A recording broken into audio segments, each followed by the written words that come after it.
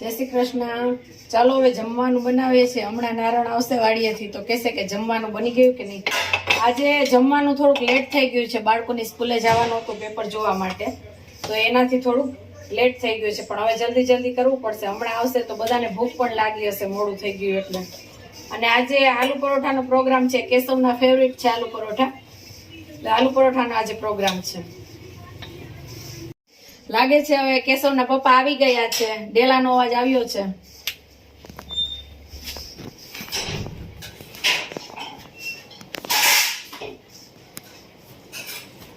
હાલો જમવાનું વાર છે, હાલો હાલો જો આલુ પરોઠા બને જ છે।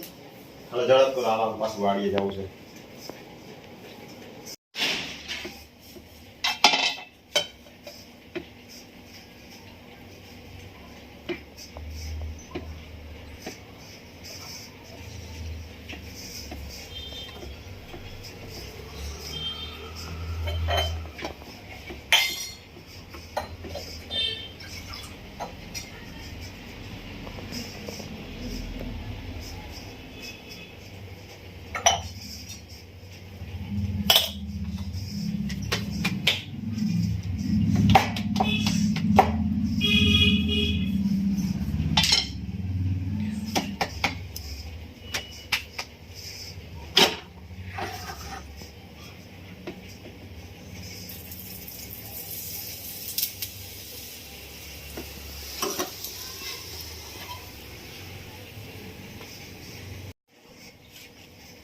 આલુ પરોઠા બધા મોસ્ટ ઓફલી તેલમાં ફ્રાય કરતા હોય છે।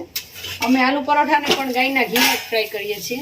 આ ગાયનું ઘી છે, તેનાથી જ અમે